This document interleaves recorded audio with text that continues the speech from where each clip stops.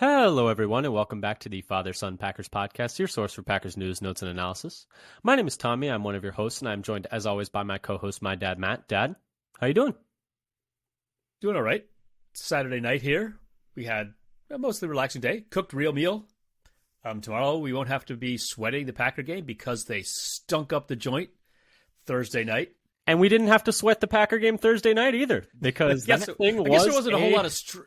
Yeah, sort of just. No, there was stress, but there was no nerves. I would say, I guess, is the way I would put nerves. It. Lots of stress about the game. No nerves about the game. Yeah, that sucked. Yeah. We're going to go through all of it, though, here with you today. We're going to be a little bit of a therapy session. I'm sure I will get heated at some point. You will probably get less heated at some point. I was heated during the game. It is what it is. There are always going to be games like this. We're sorry we couldn't bring you our reaction to this game quite as promptly as usual. We had a couple of plans come up, but we still wanted to be here. Real life work intruded. I know, right? Isn't that the worst? But anyways, we are still going to be here to talk about this game, to talk through it. Therapy for both all of y'all and ourselves. Unfortunately, a lot to talk about in this game. It was a mess. I guess we'll just get into it, Dad. I'll pitch a couple things. If you want to give us a follow at FatherSonPacker on Twitter, we tweet out when our new episodes are out, articles we find interesting, pieces of news, etc., etc., etc. So there's that. And then if you want to subscribe to us on your podcast platform of choice, whether that's Spotify, Apple Podcasts, Google Podcasts, we even put all our episodes out on YouTube. If you want to subscribe to us there, we would really appreciate it. It would really help our numbers. But Dad, let's just get into it. This game was bad. So if you somehow missed the game, Packers lose 34-20, and it was not that close. This was a beatdown from the Lions. The Packers showed some life in the second half, which I suppose you could commend them for. But at one point, the Lions were up 24-3 with 206 yards to the Packers' 1 yard per Rob Demovsky. Yeah. And I think at one point after that, I texted you and Eli that we were out gained 227 to -1. It got even worse. So being down 24-3 is closer than it really was. Yes. Also, yes, because the 3 we got, we probably shouldn't have even gotten. I mean, that was off of interception, was gifted, and then we went backwards like 10 yards. So that was cool. And then beyond that, I mean, just didn't move the ball the entire first half until kind of the very end of the half, like a little bit of a pity drive. Came out in the second half with 30 seconds left. Yeah, came out in the second half and did a few nice things that kind of, you build for next week. Actually made it to like a 10-point game with like a small, tiny glimmer of hope near at the end, which was quickly dashed as the whole very, very iconic of how the whole game, or emblematic, I guess, of how the whole game went, is the word I'm looking for. But yeah, this was bad. We're going to break it all down here for you, though, today. But let's start with the injury report. So that was tough. Dad, I'm going to save the big one for the end, but I'll read these off real quick. Jair did not end up playing with his back injury in this game. Luke Musgrave got hit in the head during this game and entered concussion protocol and did not return to the game. John Runyon sprained his ankle, not a high ankle sprain, though. He was in a walking boot the next day, according to Rob Demovsky, but he didn't seem too concerned about it, but obviously never want to see anyone in a walking boot. Thankfully for the Packers, they don't play again until Monday Night Football of next week, so that's 11 days off, and they only have one game in the next 23 days. But Dad, the big piece of injury news right before this game, because the game going poorly wasn't enough. Bakhtiari was moved to injured reserve, and the report from Ian Rappaport is that he is expected to miss the rest of 2023 and hopefully be ready for the start of 2024. He had knee surgery on Wednesday that was arthroscopic, and he was expected to have another surgery in the coming days. Same knee. Or weeks, right? Days or weeks, yeah. Essentially, there was a second surgery planned. But yeah, same injury, same story. It sucks. Injuries, it's bad. Surgeries 5 and 6 or something like that for the knee from that one injury. Yeah, and I think what I said, like the 2 surgeries in these couple weeks is supposed to get him hopefully full strength by 2024 was the first thing I heard. Yeah, and it's very tough. I'm not sure what the plan is for him going forward in terms of contract for next year. There was thoughts that this was already going to maybe be his last year with the Packers, so that's still on the table, unfortunately. It feels kind of cruel to talk about that like under these circumstances, but unfortunately we have to. I don't really know that maybe they restructure and he makes less money because it's not like he would make any more money than that on the open market right now in free agency. It's just really tough. It won't. I mean, Matt LaFleur essentially has talked about this, that same injury just has not responded how they have expected it to or wanted it to or anything like that, and it's terrible. And it wasn't that many weeks ago he said he was feeling the best he had in a long time during the preseason. Though he didn't play the preseason games. And so in terms of next year, I think he's got like a $40 million cap hit, but $20 million of that is already paid. There's nothing you can do to change that. And so it's $20 million to have him on the team next year under his current contract. So what you're saying is it's $40 million to have him on the team, $20 million to not have him on the team. Right. So only half of that can be changed in any way. So when people are saying, well, you can't have a $40 million cap hit, you should just forget that number because it's really a $20 million thing that you're considering. Yeah, but you do need to. So the question you have to ask, or the team is asking themselves is, can we get better with that $20 million than having Bakhtiari? It's not really a $40 million question. It's a $20 million question. Yeah, but I think the question, the follow-up question is, would he be willing to take next year? Because then it would be less than $20 million that you would be adding on to the 20. Exactly. Adding on to the 20 that you cannot change. Yes, but it just sucks. There's nothing really more to say there. We'll talk about the offensive line throughout this because I think that in many ways was the story of this game. But, Dad, anything else you wanted to add on that injury report, or should we move on to the meat of the game breakdown? We should go on because, it sucks so much for the whole Bakhtiari situation. Yeah, it sucks for everyone involved, him, the team, everyone. But, yeah, Dad, let's move on to our game breakdown. Let's start with our biggest moment of the game. We use this as a more analytical tool. We look at ESPN win probability percentage. And then we look at essentially which play swung the game the most. And in this game, it was a tie between 3rd and 5, 9 minutes and 4 seconds in the first quarter, the 35-yard completion to Sam Laporta with Rasul Douglas in coverage. That took it from a 56% chance of Green Bay winning to a 53.2% chance of the Lions winning, 7.2% swing. At the time, the Packers were up 3-0. And then it was tied with the following play, actually, which was an Amon-Ra St. Brown touchdown. Say that 3 times fast. On the following play, which took that from a 53.2% chance of winning to a 60.4% chance of winning, which is also a 7.2% swing. And it was kind of all downhill for the Lions from there, Dad. Do you want to move on to... Sorry, go ahead. Oh, I was going to say, I was just looking at those plays and realized that was... And do I have it in notes? It was just a bad sequence for Rasul. Yeah. Because he was on both of those plays. Yeah, and we'll talk about that a little bit, Dad, but let's start talking about the different phases of the game for the Packers. Would you like to start with offense or defense? What are you feeling today? Because there's a lot of negative. There's maybe a little positive we can talk about in each one, but there's a lot of negative on both sides of the ball in this one. Where would you like to start? Man. Let's start with the defense. Shall we start with the defense? Okay. I think we should go good to bad, so we end up ending on negative because I think that's more in line with the way we feel about this game. The flavor of this game is lingering already. Exactly. So let's start with maybe a couple of positives. And, for this game, I think on defense it was even harder to find.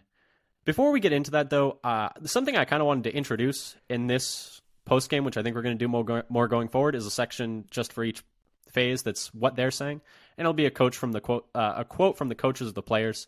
And in this one, LaFleur said, quote, "We're going to have to do something different because it's insane to do the same things over and over again and expect a different result." And that was about the run defense. I added my own little comment. It's like, it's also, is it, does that mean it's insane to say the same quote after every time there's a problem? I'm going to say this quote over and over again and expect a different result. This is not the first time he has said that, and it does make it more frustrating. There were a few positives from the defense, few and far between, but they did get after Jared Goff a little bit. Specifically, Rashawn Gary had 4 pressures and a hit in this game. Devontae Wyatt had 4 pressures and a sack in this game.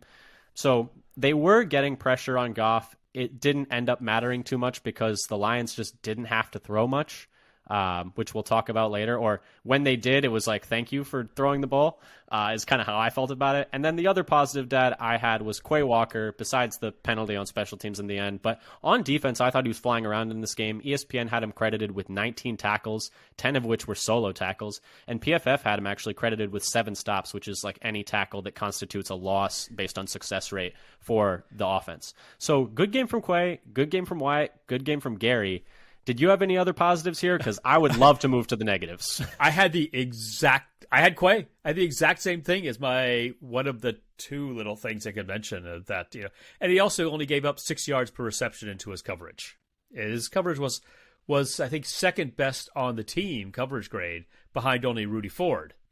And so I didn't have a whole lot else to say about the defense, except that they had a good start to the game on defense. That first possession, they had 2 stops. Yeah, well, the first 2 plays, it was like no yards, 2 yards, and then Ford. I just wrote that Ford did a good job of reading Goff's eyes in zone. Goff threw him a gimme too. To be fair, I don't know where he falling thought backwards he was off of his heels and threw a bad pass. I was it's like in rewatch. It's like, man, I wish I just turned it off there. I wish Ford had actually just put his shoulder down and tried to run as far as he could instead of out of bounds. Yeah. But you can't put that on him. I mean, no. I mean, you're like, no, we got the ball. We're going to be safe with the ball. We're deep in territory. You don't do anything stupid. Yeah. It makes sense. I mean, it's always in hindsight. But yeah. But then they gained nothing. They went backwards. Yeah. And then field goal. So I didn't have. Was there anybody else who did something notable? Slayton had a couple nice stops. Yeah, in the run game at the line of scrimmage. I give him a little shout out there. In the part that I've rewatched, saw a couple good tackles at the line of scrimmage from Slayton. Yeah, and I think that's really it. There's not more much, early. There's really not much there positive for the Packers defense in this one. I think we can move to the negative. I think we can safely move on to the downsides from the defense. It was a lot, Dad. Do you mind if I start us off? I think you can start talking about the negatives on both sides of the ball with the work in the trenches for the Packers. On defense, the front got absolutely bullied in the run game in this game. They allowed Lions running backs to carry the ball 40 times for 161 yards and 3 touchdowns. That's 4 yards per carry. And that's in a game where you knew that they were just going to be running the ball. And so you would expect better performance from that when you're not really getting fooled by the fact that they're just running the rock the whole second half almost. They allowed a rush success rate of 47.6%, which would be 5th worst in the league if that was for a whole season, and an EPA per rush of 0.134, which would be last in the league for a season. That's per RBSDM.com. As it stands so far for the season, they have the 20th ranked run defense by success rate and the 26th ranked run defense by EPA per rush per RBSDM.com. I would give you the DVOA, but it has not been updated with week 4 yet, so I didn't want to give that one with incomplete data. But Dad, just the front got moved in this game. They were getting pushed back so often. It seemed like the Lions were just always their block. I mean, shout out to the Lions in this game. Their blocking in the run game was so perfectly timed and clearly very well coached. But yeah, the Packers front just got killed in this one. And I don't even know if it was, sometimes they weren't put in advantageous situations in terms of how many they had up front, but it was bad. And that's my first big negative. I think we could talk about that for 45 minutes. Is there anything you want to add on there? Is there another negative you want to explore and maybe in relation to that? Well, yeah, so I had just a comment as I can't stop the run even when everyone knows it's coming. They had, talking about EPA per play, so in their first half, so let's talk about the first half. Their EPA per play on defense would be 2nd worst in the season for the year. Ahead of only Denver, who gave up 70 points last week. So that's the only thing you mean for a singular week or for a singular game? No, I've got some other things on singular game. Okay. But it's just if that was their EPA per play for the season, they'd be 2nd last in the league. That's better than I would have thought. I would have thought dead last by 5 outlier, 5 more standard. Well, you have to give up 70 points in a game out of only 3 games to be worse. Fair. It was bad though. It was kind of trending in that direction early. I was like, are we going to get 70 hung on us? There is a little bit more. So the Packers' run defense EPA per play for that first half is more than twice as bad as Denver's season-long last place. And they just gave up I don't know how many hundred.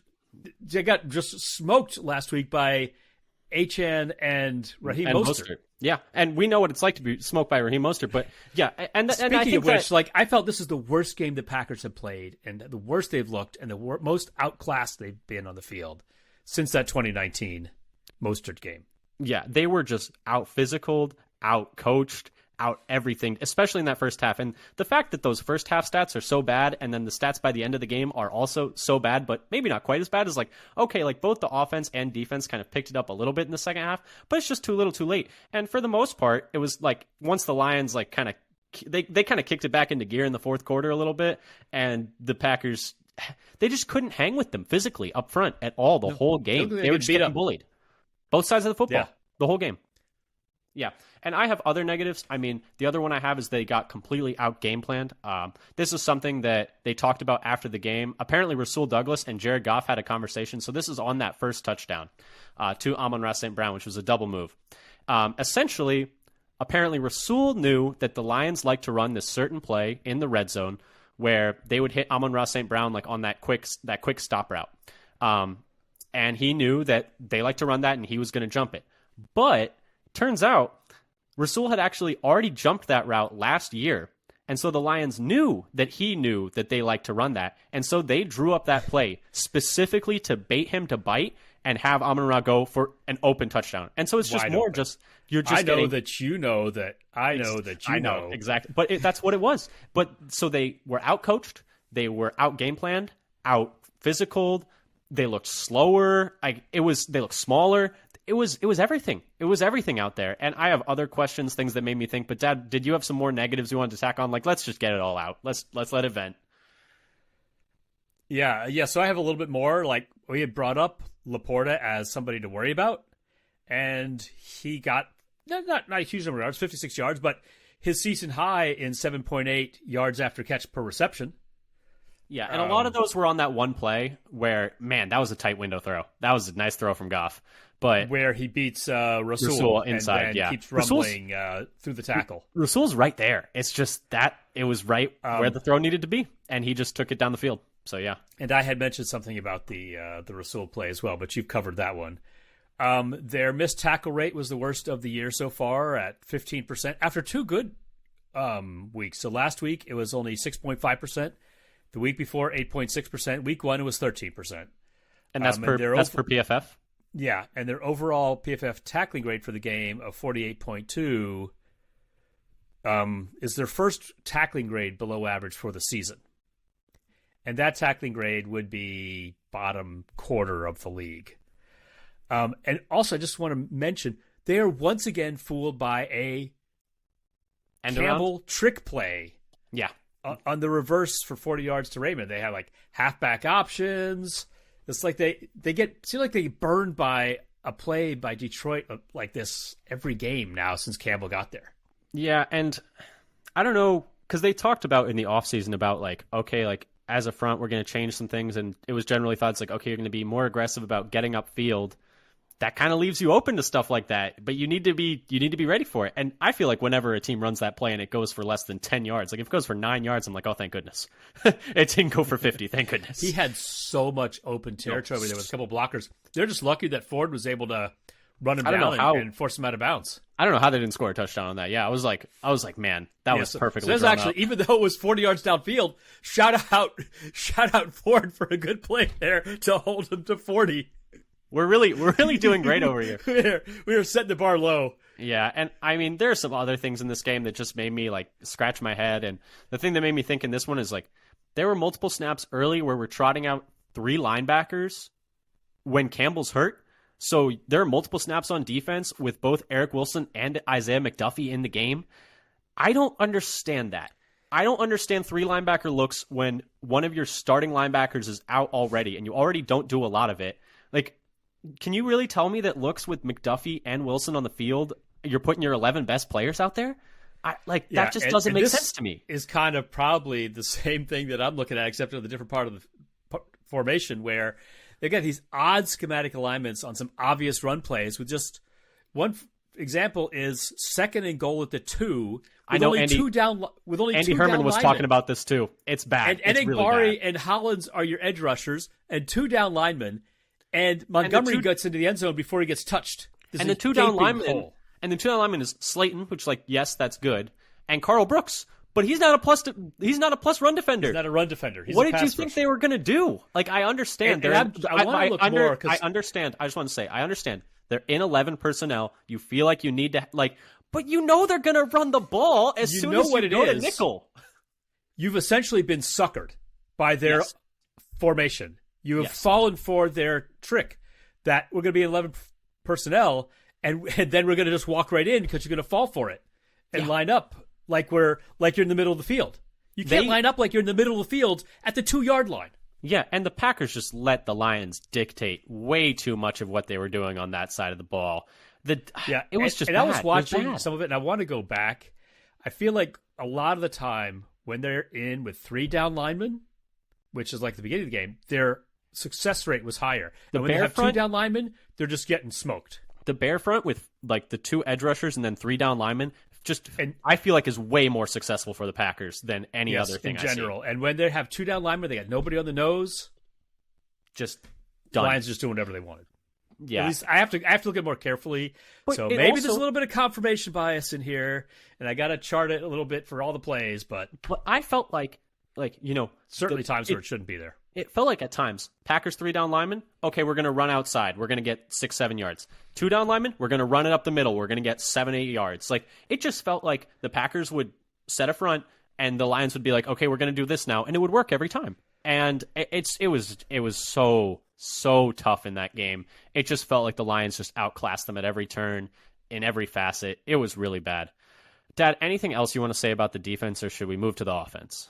That was it. That was the last thing I had to say about the defense, and I think I have even more bad things to say about the offense. Oh, I have a lot of the defense was. I have a lot of notes on the offense, but let's start with the positives, and then we'll rant a little bit. Let's start with what they're saying. I'll start with what they're saying, which is thank you. Couple quotes here. This one's from LaFleur. I paraphrased it a little bit, but essentially, quote, "We've got to find a much better way to run the football, because if you can do that, you take pressure off everybody. It's hard to sit in this league and drop back and drop back and drop back." And I thought it was interesting because he brought this quote up in a question surrounding Rasheed Walker, which kind of makes me wonder if with the mini bye and the ability to kind of get a little extra practice time, whether or not they roll with Nyman next week at tackle instead, because Walker has been doing well in pass protection, but the run blocking has been bad. And he's not the only one that the run blocking has been bad for, but maybe last year, Josh Nyman was great per ESPN run block win rate. Certain other metrics, I think PFF didn't think he was as good at that, but it just makes me think maybe there's a change coming there and something we should keep an eye on. And then this other quote's from Jordan Love. Quote, "It's encouraging to be able to move the ball in the second half." I kind of paraphrased a little bit, but that's essentially what he's saying. It's encouraging to be able to move the ball in the second half, but it's something we got to look at. Just figure out why we're starting so slow. And that's another thing I think we're going to talk about, Dad. But, any thoughts on those 2 quotes, or should we at least mention a couple positives before we really just start ranting and raving? Yeah, we can go on, but it is interesting. What is their alignment going to be like after this mini bye, on the offensive line? And that'll be very interesting to hear how many changes they make after this game. Yeah, and you could almost maybe use this next game with 10 days off as a bit of a dry run and see how these changes work, and then you have the bye to reanalyze how some of these changes might work and incorporate them fully if they do, change them up even more if they don't. I don't know. I want to see something different next week because there's been a lot of the same problems. But let's start with the positives, Dad. I think we probably both have. I mean, we've had a lot of games where it's the guy in a hot dog suit.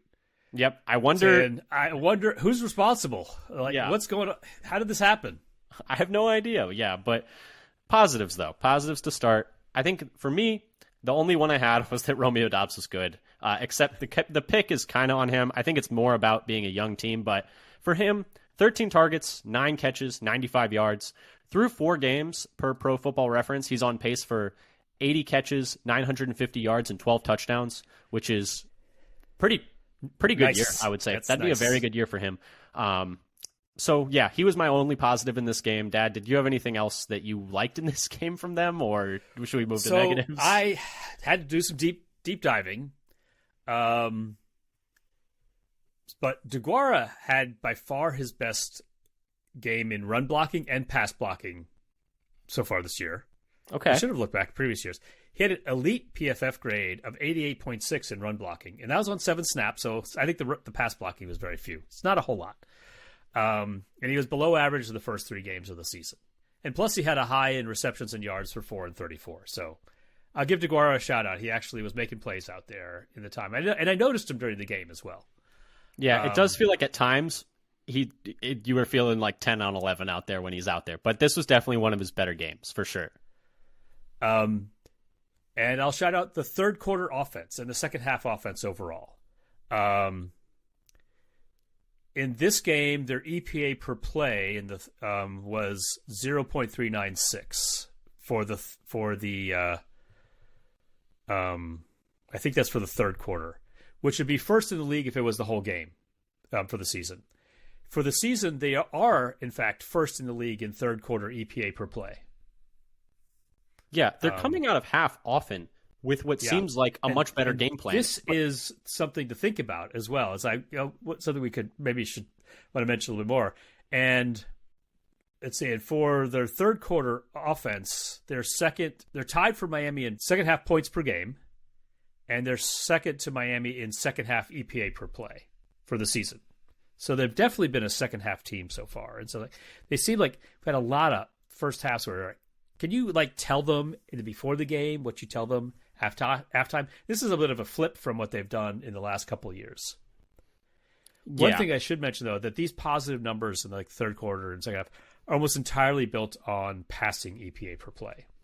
Yeah, they're passing the rushing the ball EPA per play is about in the second half is about middle of the pack, kind of near the center. But the thing is, while their passing EPA per play is best or second best. Yeah, we'll take middle of the pack though for rushing EPA. And actually, the other positive I was going to say is, believe it or not, this game, this is per RBSDM. I also fact-checked you really quick. It is in fact 0.396. That is the third quarter for this past game.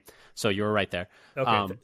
But for this game, quite filled out my notes. Yeah, for this game, the one I wanted to say was this is actually the first game of the season that they had a positive rush expected points added.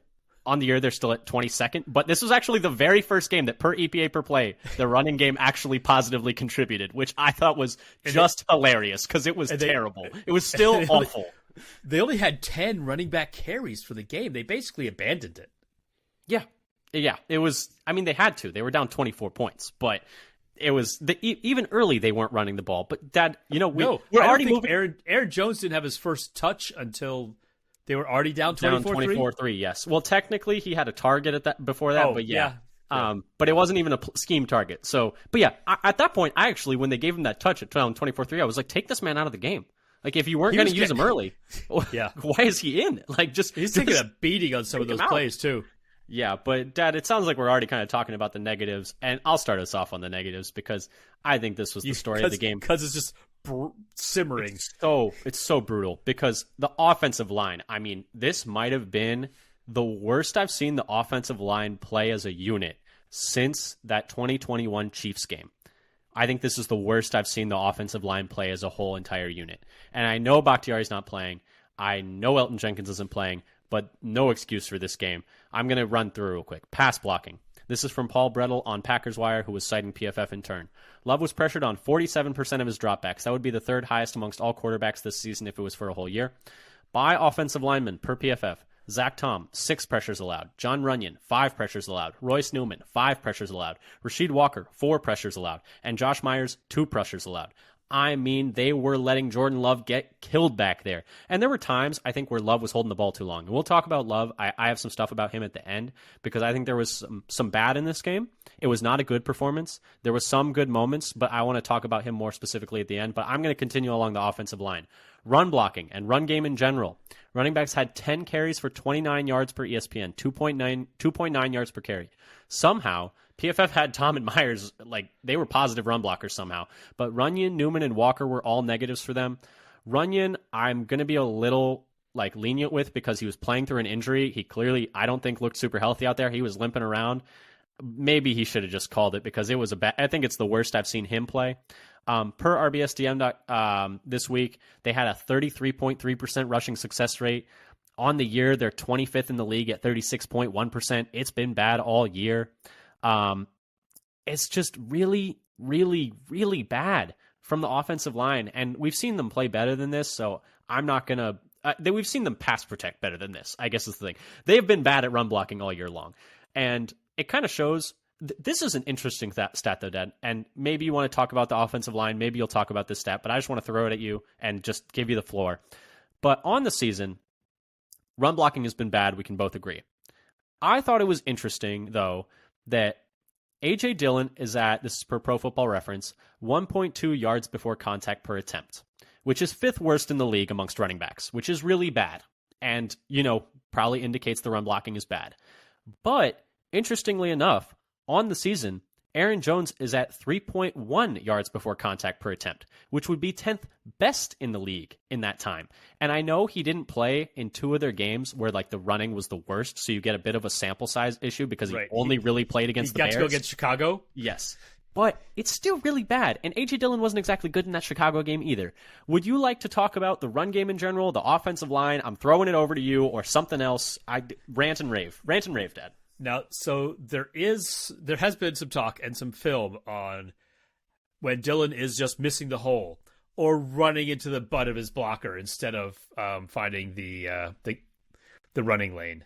And so there is some of that. It's like, is he just not seeing where the rushing lane is? And so that's why he's getting hit in the backfield so often.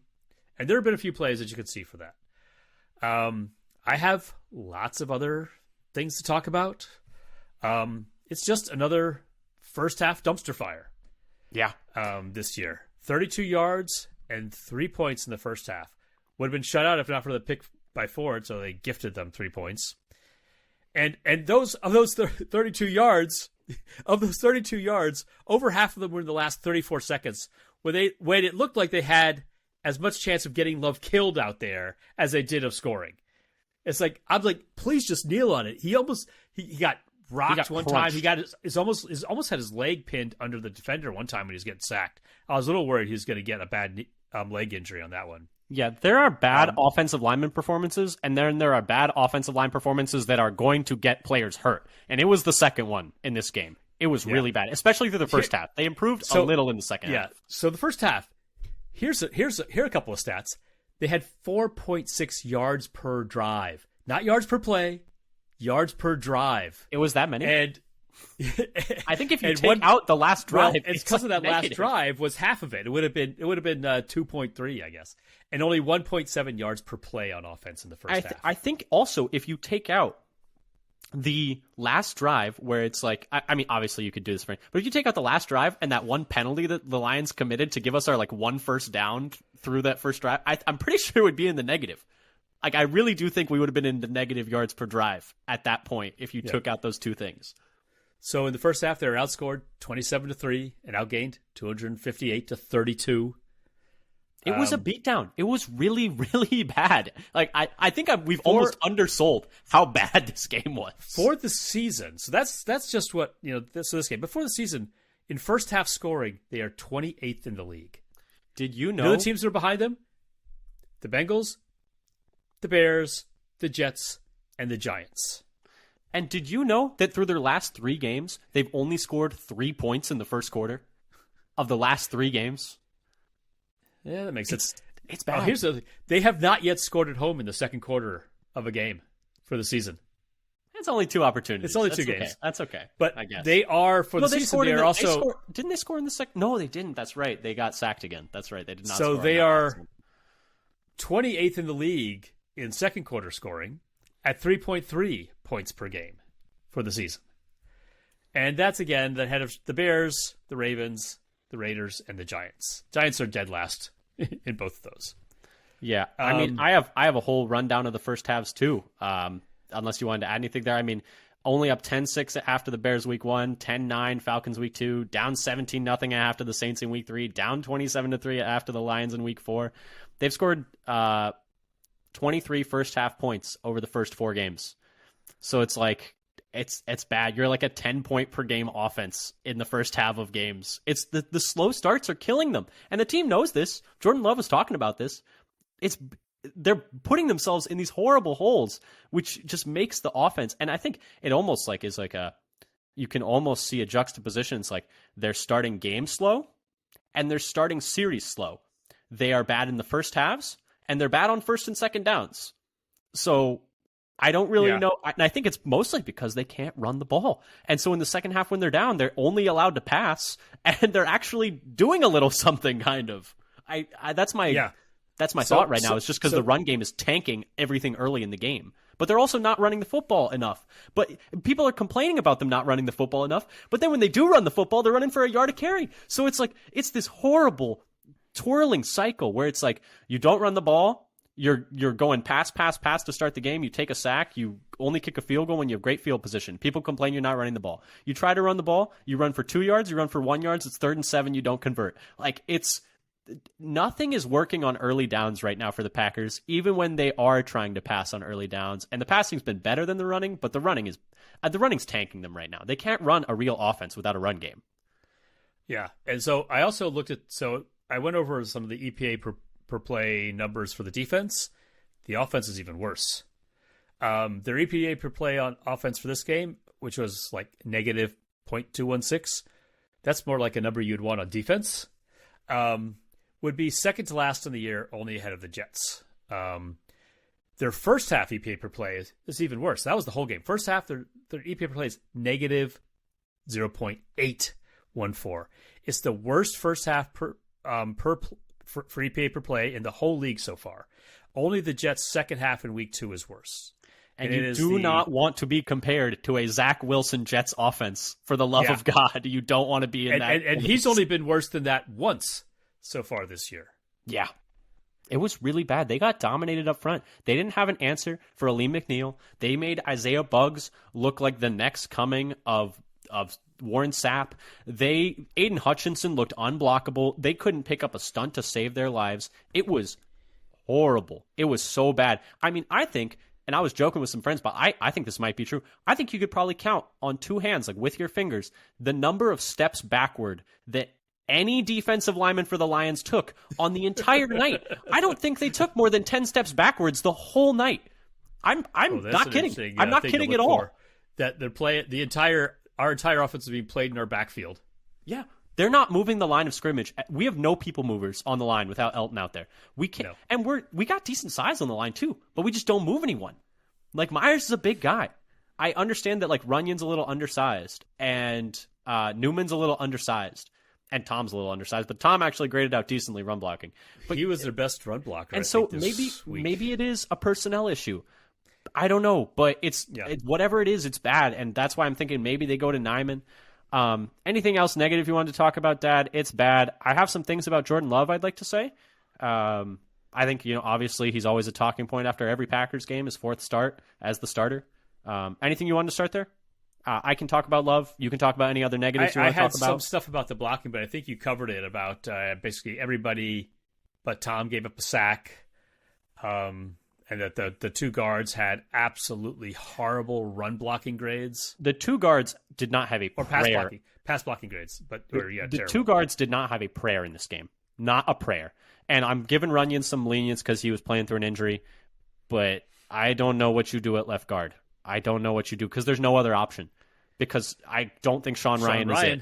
I don't think so. I'm going to tell you now. So either, I don't think so. As I've heard some people say, we know, at least we don't know yet that Ryan is terrible. Yeah, but we don't. Newman's played 1 good game and 1 bad game, I guess is what I would say. So it's like, but the bad game was really bad. But Jordan Love, I have a couple things I want to say. So I went and watched JT O'Sullivan's The Quarterback School. He does really awesome breakdowns on YouTube. We've retweeted it. Play breakdowns of quarterbacks play throughout the game, and it was not a good game. It was not a good game from Love. Specifically, there were 2 really bad turndowns on slants to Dobbs in the second half or in the first half. He's open. You got to hit that guy. They probably would have each gotten about 8 yards. The situation didn't dictate that they needed to go for more. He was the first read on both plays, and he was open, and Love needs to throw the ball there. However, there are going to be bad plays in a first season start, in your fourth start as the starter. And I think forest for the trees wise, yes, those plays are bad. Yeah, you can't have those. But I think overall, if you told me through 4 games that the Packers would be 2-2, Love would have some really awesome moments, and then some moments there where he's not ripping the ball. I think that those are generally where you're not throwing to open receivers. Those are the worst kind of mistakes you can have, and you need to clean those up. But I'm not going to lose the forest for the trees. Like, yes, he's going to have bad plays. He had some decent plays in this one too. The second half, I thought he had, and JT O'Sullivan did as well, had some really high-level throws. And there were multiple ones where defender in his lap, unblocked. Like, there's one, Aiden Hutchinson, the 4th down that he throws to Dobbs in the middle of the field near the goal line, with Aiden Hutchinson screaming in his lap, unblocked. That's a super high-level throw that he's making off-platform. The deep throw that he made to Reed, and yes, the clock was running out, but whatever. The play was still ran, and the Lions were still playing defense. That's a great throw. That's an amazing throw. The throw down the left sideline to Toure, that's a great throw. So there were as many good plays in this game as there were bad plays from Love, in my opinion, and needs to clean the bad plays up. And it wasn't a good performance. I'm not trying to tell you it was, but there were still at least some good moments in a game where he bounced back a bit in the second half, which I think I'm obviously taking a bit of a positive spin zone here, but you would at least like to see that. And for the year so far, per RBSDM.com, he's 8th in EPA per dropback still, but he is only 22nd in dropback success rate, which leads me to believe that we're currently surviving a bit on big plays, which kind of watching the game and looking at his completion percentage kind of, would back that up. And I think the big thing for him is he needs to work on handling pressure a little more consistently. Per PFF, he is the 26th graded quarterback when facing pressure. It's not something to super panic about yet, in my opinion. I mean, for instance, CJ Stroud's looked really promising, and he's 30th. But it is something he needs to work on. I think there were moments in this game where he threw well in terms of having a guy in his lap. He's making strong throws. I think sometimes he needs to just know where the check down is a little sooner, it feels like. Matt LaFleur took responsibility on himself for the kind of the one where he threw essentially a backwards ball to Dobbs that lost them 11 yards and tanked a drive. Matt LaFleur said that turned into a fumble as it bounces out of bounds. Yeah, Matt LaFleur said that one was on him. Just something to note, which, you could take the cynical view and say, of course, he's going to say that's on him. Fair enough. But, Jordan Love in this game, not a good game, but some decent moments, and I thought he was better in the second half than the first. Can't have those turndowns, need to clean those up. Hope he does. But, Dad, any thoughts on Jordan Love's performance here besides the stuff that I gave? Yeah, I mean, I guess you mentioned, I have to look at this a little bit more carefully, but we had this, I brought this notion of them running at a little faster pace and trying to keep the sort of like a no huddle or hurry up almost. And it seemed like when they're playing at a faster pace in the second half, they were more successful, at least for a while, than whatever they were doing in the first half. It's interesting because we talked about it in the preview. They're actually a slow team, like in neutral pace. Like they're like 25th, 26th. And then when you watch them like turn the pace up and have success, you wonder why they're playing that slowly. Yeah, and that's been at least the eye test. And we'd have to like actually go through and chart the plays, like how success rate versus number of seconds left on the play clock. Though you could actually do a no huddle offense and still snap the ball late. You just keep the defense from being able to make any substitutions, something that you could also do. And I haven't gone into that much granularity on the games to see what the success rate is for those two types of plays versus running their standard. Let's take 15 minutes to call out every word of the play name and then get to the line of scrimmage. Yeah. Which seems to be what we've done a lot of. And then the other thing that I kind of wanted to mention is about like the run game was so little of a threat, like 10 running back carries for 2.9 yards per carry. You mentioned that. It didn't even help the play action. You usually say, like, you don't have to run the ball well for play action to be effective. Well, we saw the Detroit linebackers having to bite so little on the running play that they backed up and deflected. Yeah, we mentioned for an interception. We mentioned that the second interception, I think general consensus is that while Love is in the pocket there, Dobbs can't go off script. He needs to just run the route, and if he had, it would have been a completion. Dobbs. It looks like he bails his route too early while Love is that's in the middle of his throwing motion. that's a young team moment, and that's fine. But like, and those are the kind of the mistakes you might expected. have We've expected coming into the year, and I think it is important to maintain that perspective that we are 2-2. This team is up and down, like we thought they would be, and we thought they were going to be up and down without this litany of injuries, and they're up and down with them, of course, to an even greater magnitude. But yeah, they can't run the ball, and I know in the aggregate, you don't need to run the ball to be successful in play action, but at the same time, it's a game of inches. And if the Lions linebacker, I always forget his name, Anzalone, takes even a half a step further, he's not going to be able to tip that ball. And it might not be a completion, but it's not a pick. And so the run game is just tanking everything. And the other thing that made me think in the run game that I kind of added onto your point is I'm a little confused as to why they signed. Oh, the other thing we forgot to mention in our news is that they signed Christian Welch to the active roster. I'm a little confused as to why they did not sign Patrick Taylor to the active roster. And, I don't think it would have saved the running game. There was no saving this running game in this game. But they seemed to like him at the end of the Saints game, and the offense worked better with him in. And so I wonder if that's an adjustment that they make going into the next game as well. I was expecting Taylor to be signed to the 53 for this week. And when they didn't, I thought, oh, I guess they're thinking for this game, they've got Jones. They don't need to have Taylor on the 53 for this week. Well, they were wrong. Clearly, because they decided that Jones wasn't really ready. They didn't give him the ball early. He barely touched the ball. He barely was involved. I don't understand. So that's the part that it really makes no sense with Taylor. I don't understand if you're not giving Jones the ball early because what are you saving him for? And then why are you giving the ball when you have like almost no chance of winning? Like at that point, just rest him another week because the odds of you coming back, like obviously never say die, but it's not worth the risk with the guy with a hamstring injury. He didn't get a touch until they were down 24-3. I gotta say, at that point, it's like a 94% chance of Detroit winning. Yeah, and so at that point, it's not worth the risk.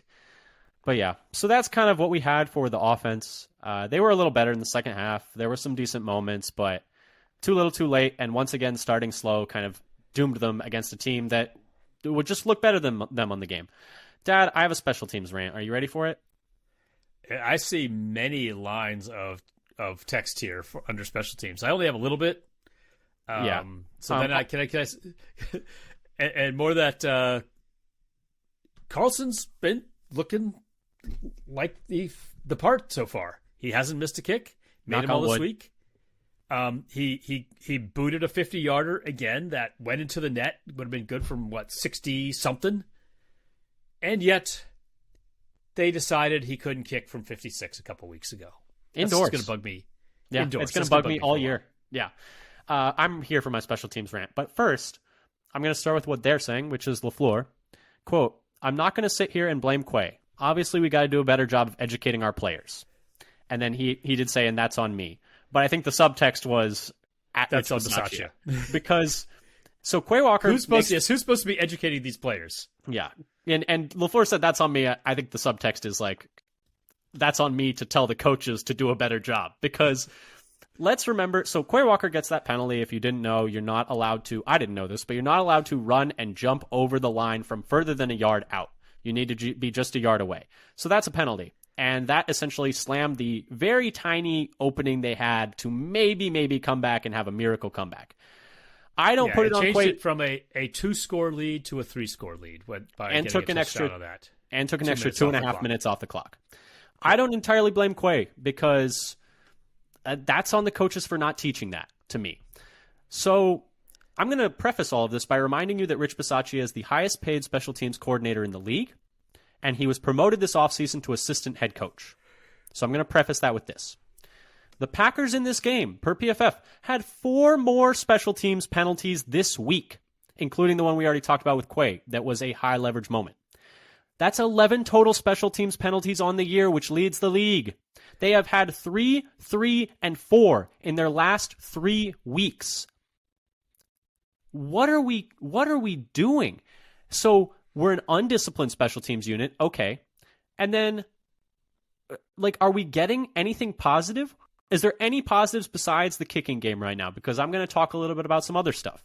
Keyshawn We've Nixon had a couple good punt returns. We've had a couple decent punt returns, but Keyshawn Nixon returning kicks. I'm just gonna go down the list on negative. So number one negative, we're undisciplined. We're committing more penalties than anyone else in the league, and those penalties are often in high leverage situations where it rarely matters, or maybe not often, but we've had high leverage penalties as well. Kick returning, Keyshawn Nixon. I love him, but here are some numbers. He has had 22 opportunities at a kick return so far this year. 12 touchbacks and 10 returns. 9 of those 10 returns were from the end zone. 1 of those 10 returns resulted in a better starting field position than a touchback. So, and that was because of a penalty on the other opposing special teams. If it was just by returns, they would have none. They have an average starting field position of about the 20-yard line, which is not horrible. And if you got rid of penalties, it would be about the 22-yard line. So that's not horrible.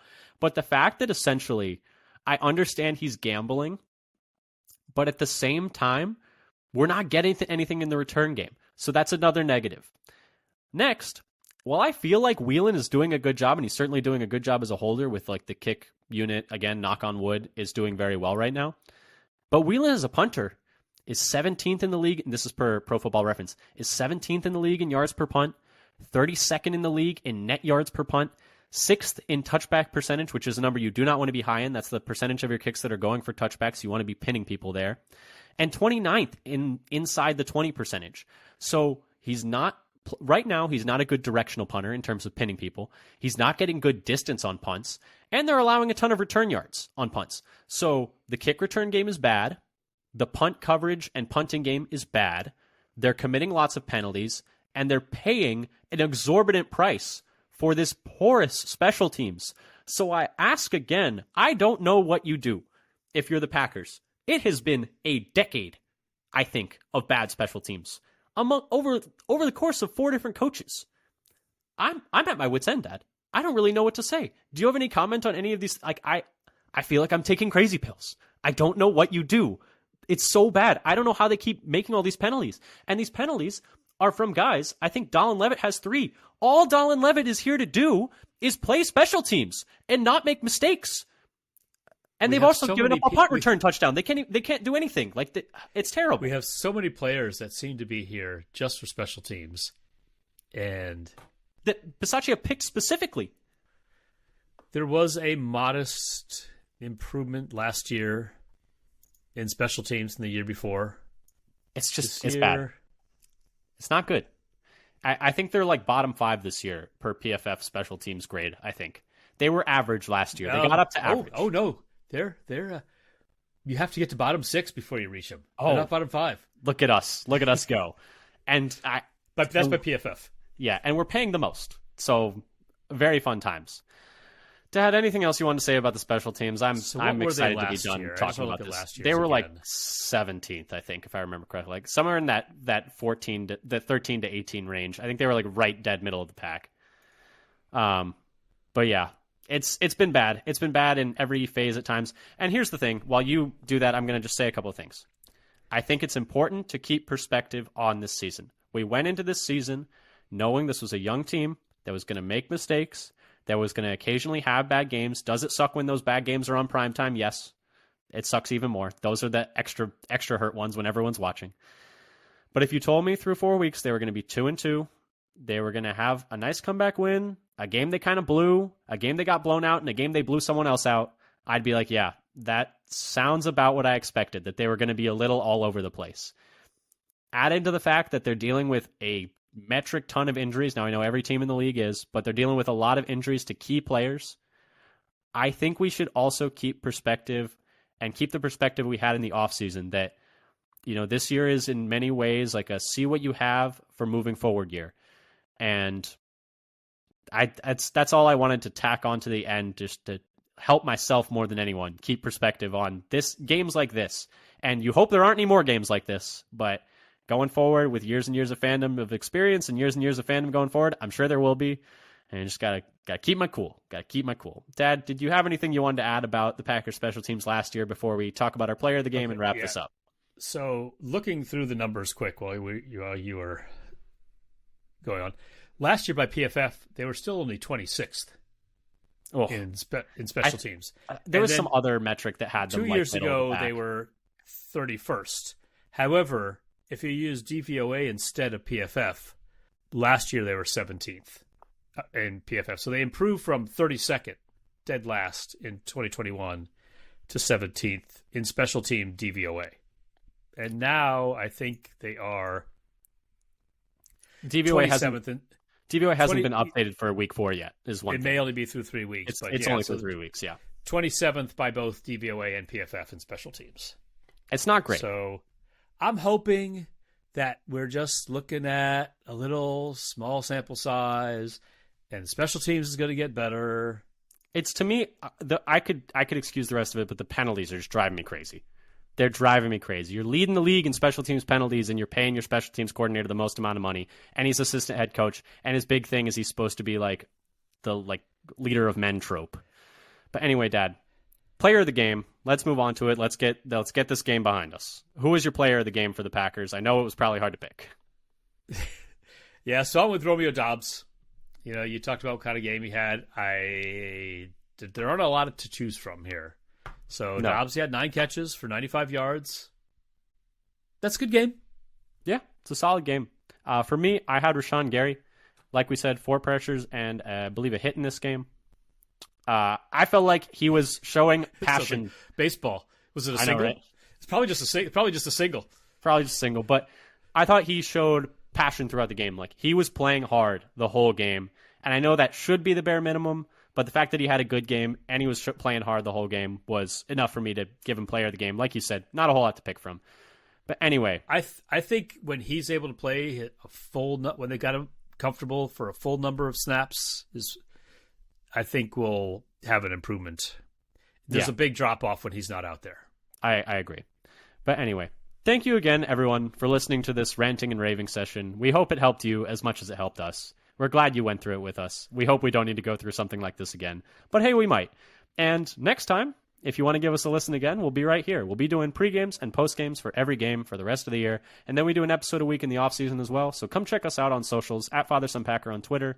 Come follow us on, or subscribe to us on your podcast platform of choice, whether that's Spotify, Apple Podcasts, Google Podcasts, YouTube. We put all our episodes out there as well.